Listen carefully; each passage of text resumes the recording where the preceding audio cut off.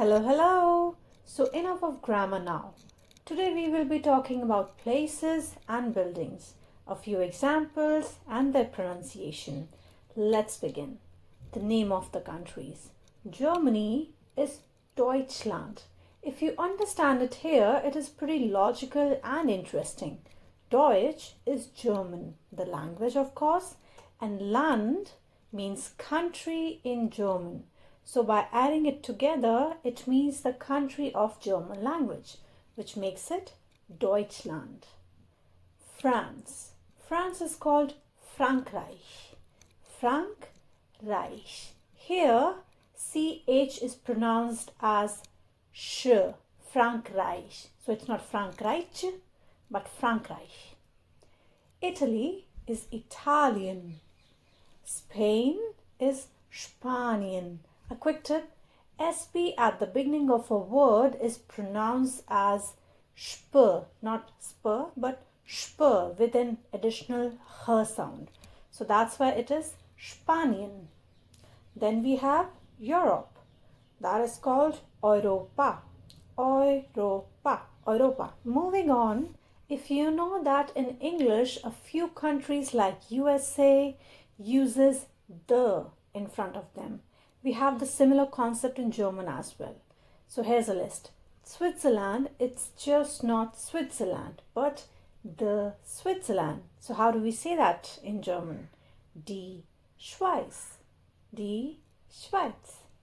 Then we have die Türkei, die Ukraine, der Irak, die USA, die Niederlande. Let's move to talking about buildings now. House is house. Easy peasy, yeah? Wohnung is apartment or flat. Kirche is church. Fun fact, cherries are also called Kirsche in German, but with a very minuscule difference, which non-natives usually cannot hear in the conversation or get usually confused with. So if you want to say cherries, then the spelling would have an extra A. So don't get confused. Here, Kirche is church. Then we have Krankenhaus is hospital. Bibliothek is library. Bibliothek. One more fun fact here. Most of the natives say Bücherei instead of Bibliothek. Bibliothek is something that you will hear mostly in formal conversation or in books. But natives use Bücherei. Okay? Then we have Schule is school. And lastly, we have Universität here, which is university. You can also use a short form here, that is Uni. Simply Uni.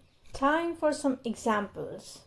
Wo ist der Bahnhof? Where is the train station? So Bahnhof is train station.